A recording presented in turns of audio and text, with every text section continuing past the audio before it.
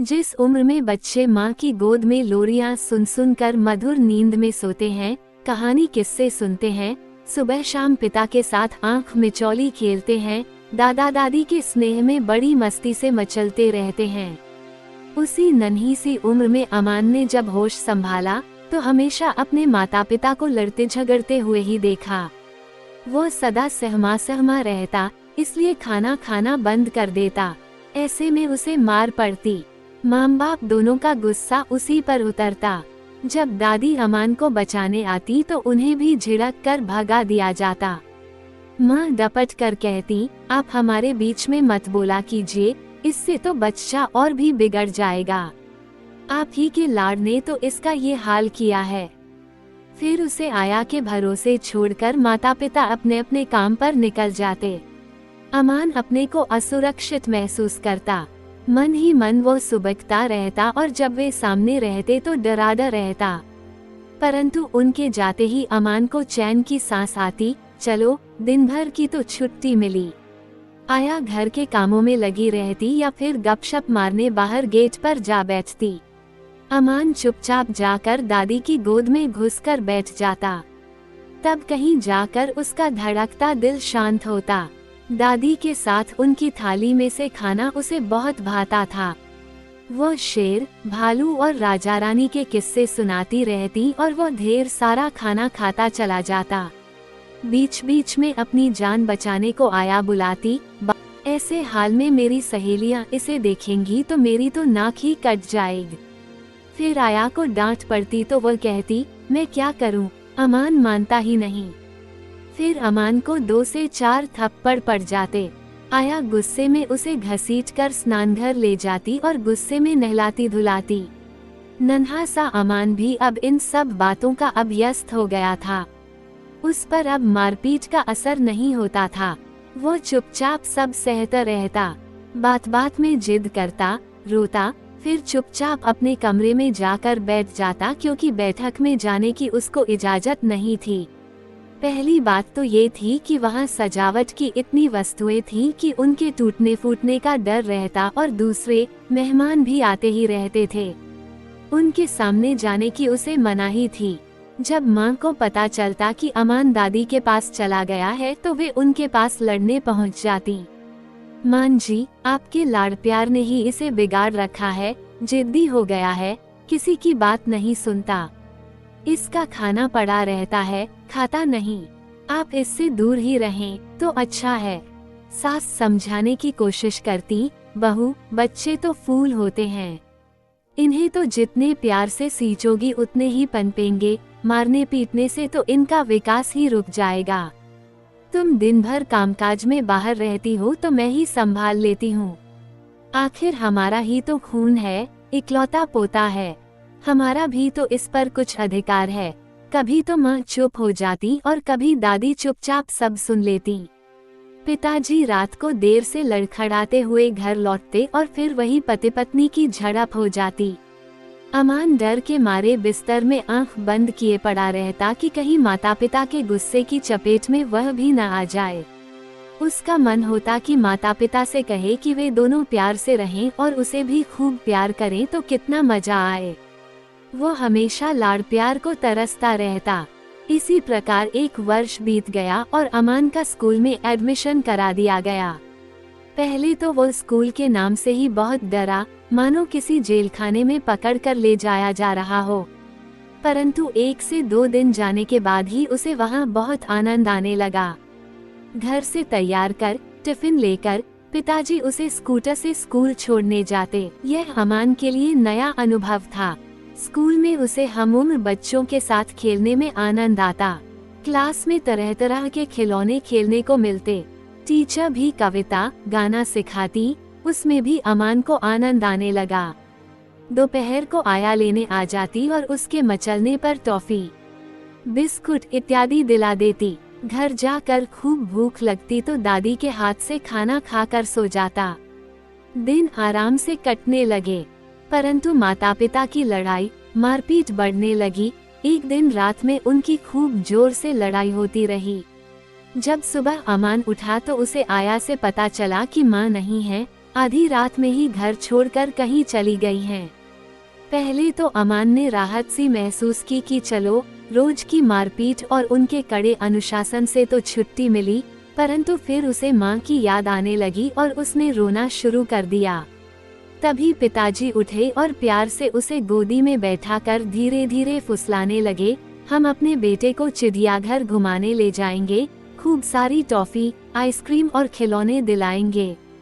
पिता की कमजोरी का लाभ उठाकर अमान ने और जोरों से माँ माँ कहकर रोना शुरू कर दिया। उसे खातिर करवाने में बहुत मजा आ रहा था, सब उसे प्यार से समझा बुझा रहे थे।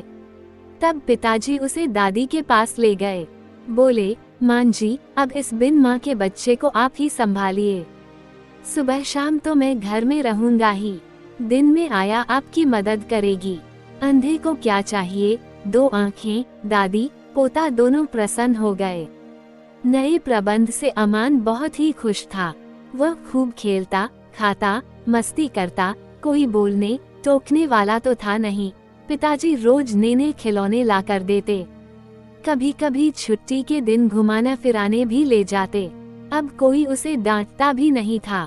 स्कूल में एक दिन छुट्टी के समय उसकी माँ आ गई। उन्होंने अमान को बहुत प्यार किया और बोली, बेटा आज तेरा जन्मदिन है। फिर प्रिंसिपल से इजाजत लेकर उसे अपने साथ घुमाने ले गईं। उसे आइसक्रीम और केक खिलाया, टेडी बियर खिलौना भी दिया, फिर घर के बाहर छोड़ गईं। जब अमान दोनों हाथ भरे हुए हंसता कूदता घर में घुसा तो वहाँ कोहराम मचा हुआ था। आया को खूब डांट पड़ रही थी। पिताजी भी ऑफिस से आ गए थे। पुलिस में जाने की बात हो रही थी। ये सब देख अमान एकदम डर गया कि क्या हो। पिताजी ने गुस्से में आगे बढ़कर उसे 2 से 4 थप्पड़ जड़ दिए और गरज कर बोले, बोल बदमाश, कहाँ गया था? बिना हमसे पूछे उस डायन के साथ क्यों गया? वो लेकर तुझे उड़ जाती तो क्या होता? दादी ने उसे छुड़ाया और गोद में छिपा लिया। हाथ का सारा सामान गिरकर बिखर गया। जब खिलौना उठाने को वह बढ़ा तो पिता फिर गरजे, फेंक दो कूड़े में सब सामान। खबरदार, जो इसे हाथ लगाया तो वह भौचक्का सा खड़ा था। उसे कुछ समझ ही नहीं आ रहा था कि आखिर हुआ क्या, क्यों पिताजी इतने नाराज हैं। 2 दिनों बाद दादी ने रोते उसका सामान और नए कपड़े अटैची में रखे। अमान ने सुना कि पिताजी के साथ वह दार्जिलिंग जा रहा है। वो रेल में बैठकर घूमने जा रहा था, इसलिए खूब खुश था। उसने दादी को समझाया, क्यों रोती हो, घूमने ही तो जा रहा हूँ, 3 से 4 दिनों में लौट आऊंगा। दार्जिलिंग पहुंचकर अमान के पिता अपने मित्र रमेश के घर गए। दूसरे दिन उन्हीं के साथ वे एक स्कूल में गए। वहां अमान से कुछ सवाल पूछे गए और टेस्ट लिया गया। वो सब तो उसे आता ही था, झट सब बता दिया। तब वहां के एक रोबीले अंग्रेज ने उसकी पीठ थपथपाई और कहा, बहुत अच्छे, और टॉफी खाने को दी। परंतु अमान को वहां कुछ अच्छा नहीं लग रहा था। वो घर चलने की जिद करने लगा।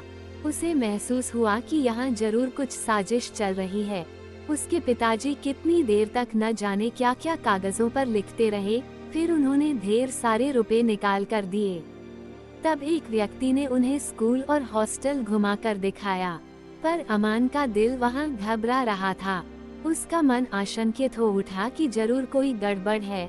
उसने अपने पिता का हाथ जोर से पकड़ लिया और घर चलने के लिए रोने लगा। शाम को पिताजी उसे माल रोड पर घुमाने ले गए। छोटे घोड़े पर चढ़ाकर घुमाया और बहुत प्यार किया। फिर वहीं बेंच पर बैठकर उसे खूब समझाते रहे, बेटा तुम्हारी माँ वही कहानी वाली राक्षसी है जो बच्चों का खून पी जाती है, हथेर तोड़कर मार डालती है, इसलिए तो हम लोगों ने उसे घर से निकाल दिया है। उस दिन वो स्कूल से जब तुम्हें उड़ा कर ले गई थी, तब हम सब परेशान हो गए थे, इसलिए वो यदि आए भी तो कभी भूल कर भी उसके साथ मत जाना। ऊपर से देखने में वो सुंदर लगती है, पर अकेले में राक्षसी बन जाती है। अमान डर से कांपने लगा। बोला, दूसरे दिन सवेरे 8 बजे ही पिताजी उसे बड़े से गेट वाले जेलखाने जैसे हॉस्टल में छोड़कर चले गए। वो रोता चिल्लाता हुआ उनके पीछे पीछे भागा, परंतु एक मोटे दरबान ने उसे जोर से पकड़ लिया और अंदर खींच कर ले गया। वहाँ एक बूढ़ी औरत बैठी थी। उसने उसे गोदी में बैठाकर प्यार से चुप कराया, बहुत सारे बच्चों को बुलाकर मिलाया। देखो, तुम्हारे इतने सारे साथी हैं, इनके साथ रहो, अब इसी को अपना घर समझो। माता पिता नहीं है तो क्या हुआ, हम यहाँ तुम्हारी देखभाल करने को है न। अमान चुप हो गया। उसका दिल जोर जोर से धड़क रहा था। फिर उसे उसका बिस्तर दिखाया गया। सारा सामान अटैची से निकालकर एक छोटी सी अलमारी में रख दिया गया। उसी कमरे में और बहुत सारे बेड पास लगे थे। बहुत सारे उसी की उम्र के बच्चे स्कूल जाने को तैयार हो रहे थे। उसे भी एक आया ने मदद कर तैयार कर दिया। फिर घंटी बजी तो सभी बच्चे एक तरफ जाने लगे। एक बच्चे ने उसका हाथ पकड़कर कहा, चलो, नाश्ते की घंटी बजी है। अमान यंत्रवत चला गया, पर उससे एक कौर भी न निगला गया। उसे दादी का प्यार से कहानी सुनाना, खाना खिलाना याद आ रहा था। उसे पिता से घृणा हो गई क्योंकि वे उसे जबरदस्ती, धोखे से यहाँ छोड़कर चले गए। वो सोचने लगा कि कोई उसे प्यार नहीं करता। दादी ने भी न तो रोका और न ही पिताजी को समझाया। वो ऊपर से मशीन की तरह सब काम समय से कर रहा था, पर उसके दिल पर तो मानो पहाड़ जैसा बोझ पड़ा हुआ था। लाचार था वह, कई दिनों तक गुमसुम रहा, चुपचाप रात में सुबकता रहा। फिर धीरे धीरे इस जीवन की आदत सी पड़ गई। कई बच्चों से जान पहचान और कईयों से दोस्ती भी हो गई। वह भी उन्हीं की तरह खाने और पढ़ने लग गया। धीरे धीरे उसे वहाँ अच्छा लगने लगा। वो कुछ अधिक समझदार भी होने लगा। इसी प्रकार एक वर्ष बीत गया। वो अब घर को भूलने सा लगा था। पिता की याद भी धुंधली पड़ रही थी कि एक दिन अचानक ही प्रिंसिपल साहब ने उसे अपने ऑफिस में बुलाया। वहाँ 2 पुलिस वाले बैठे थे, एक महिला पुलिस वाली तथा दूसरा बड़ी मूंछों वाला मोटा सा पुलिस का आदमी। उन्हें देखते ही अमान भय से कांपने लगा कि उसने तो कोई चोरी नहीं की, फिर क्यों पुलिस पकड़ने आ गई है। वह वहाँ से भागने ही जा रहा था कि प्रिंसिपल साहब ने प्यार से उसकी पीठ सहलाई और कहा, बेटा, डरो नहीं, तुम्हें कुछ भी नुकसान नहीं पहुंचाएंगे। ये लोग तुम्हें तुम्हारे माता पिता के पास ले जाएं। कोर्ट का ऑर्डर है, हम अब कुछ भी नहीं कर सकते, तुम्हें जाना ही पड़ेगा। अमान ने रोते रोते कहा, मेरे पिताजी को बुलाइए, मैं इनके साथ नहीं जाऊंगा। तब उस पुलिस वाली महिला ने उसे प्यार से गोदी में बैठाकर कहा, बेटा, तुम्हारे पिताजी की तबीयत ठीक नहीं है, तभी तो उन्होंने हमें लेने भेजा है। तुम बिल्कुल भी डरो मत, हम तुम्हें कुछ नहीं कहेंगे, पर यदि नहीं जाओगे तो हम तुम्हें जबरदस्ती ले जाएंगे। उसने बचाव के लिए चारों तरफ देखा, पर कहीं से सहारा न पा, चुपचाप उनके साथ जाने को तैयार हो गया। हॉस्टल की आंटी उसका सामान ले आई थी। कलकत्ता पहुंचकर पुलिस वाली आंटी अमान के बार बार कहने पर भी उसे पिता और दादी के पास नहीं ले गई। उसका मन भयभीत था कि क्या मामला है। रात को उन्होंने अपने घर पर ही उसे प्यार से रखा। दूसरे दिन पुलिस की जीप में बैठाकर एक बड़ी सी इमारत, जिसको लोग कोर्ट कह रहे थे, वहां ले गई। वहां उसके माता पिता दोनों दूर दूर बैठे थे और काले चोगे पहने बहुत से आदमी चारों तरफ घूम रहे थे। अमान सहमा सहमा बैठा रहा। वो कुछ भी समझ नहीं पा रहा था कि यह सब क्या हो रहा है। फिर ऊंची कुर्सी पर सफेद बालों वाले बड़ी उम्र के अंकल, जिनको लोग जज कह रहे थे, ने रोबदार आवाज में हुक्म दिया, इस बच्चे यानी अमान को इसकी मां को सौंप दिया जाए। पुलिस वाली आंटी, जो उसे दार्जिलिंग से साथ लाई थी, उसका हाथ पकड़कर ले गई और उसे मां को दे दिया। मां ने तुरंत उसे गोद में उठाया और प्यार करने लगी। पहले तो उनका प्यार भरा स्पर्श अमान को बहुत ही भाया, परंतु तुरंत ही उसे पिता की राक्षसी वाली बात याद आ गई। तब उसे सचमुच ही लगने लगा कि माँ जरूर ही एक राक्षसी है, अभी तो चख रही है, फिर अकेले में उसे खा जाएगी। वो घबराकर चीख चीख कर रोने लगा, मैं इसके साथ नहीं रहूंगा, यह मुझे मार डालेगी, मुझे पिताजी और दादी के साथ अपने घर जाना है, छोड़ दो मुझे, छोड़ो। ये कहते कहते डर से वो बेहोश हो गया। जब उसके पिता उसे लेने को आगे बढ़े तो उन्हें पुलिस ने रोक दिया। कोर्ट के फैसले के विरुद्ध आप बच्चे को नहीं ले जा सकते, इसे हाथ भी न लगाएं। तब पिता ने गरज कर कहा, यह अन्याय है, बच्चे पर अत्याचार है। आप लोग देख रहे हैं कि बच्चा अपनी मां के पास नहीं जाना चाहता। रो रो कर बेचारा अचेत हो गया। आप लोग ऐसे नहीं मानेंगे तो मैं उच्च न्यायालय में याचिका दायर करूंगा। बच्चा मुझे ही मिलना चाहिए।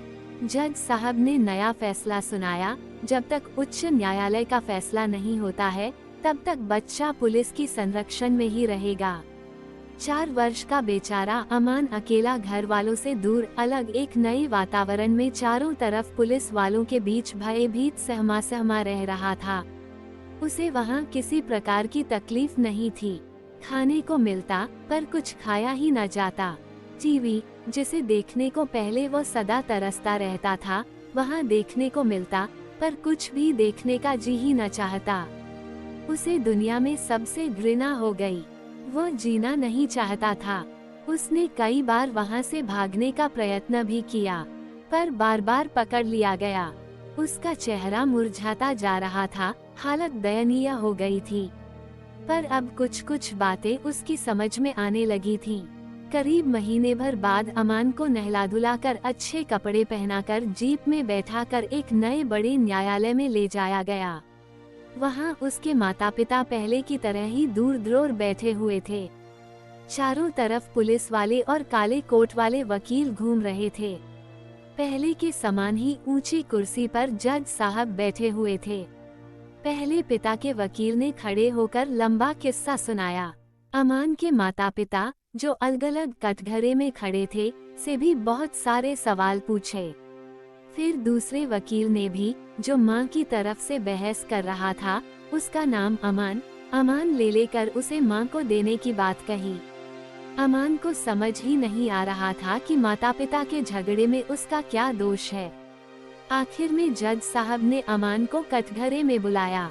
वह भयभीत था कि न जाने अब उसके साथ क्या होने वाला है। उसे भी माता पिता की तरह गीता छू कर कसम खानी पड़ी कि वो सच बोलेगा, सच के सिवा कुछ भी नहीं बोलेगा।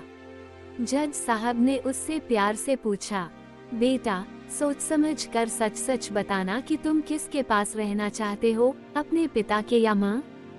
सबकी नजरें उसके मुख पर ही लगी थीं, पर वो चुपचाप सोच रहा था। उसने किसी की तरफ नहीं देखा, सिर झुकाए खड़ा रहा। तब यही प्रश्न 2 से 3 बार उससे पूछा गया तो उसने रोष से चिल्लाकर उत्तर दिया, मुझे किसी के भी साथ नहीं रहना, कोई मेरा अपना नहीं है, मुझे अकेला छोड़ दो, मुझे सबसे नफरत है।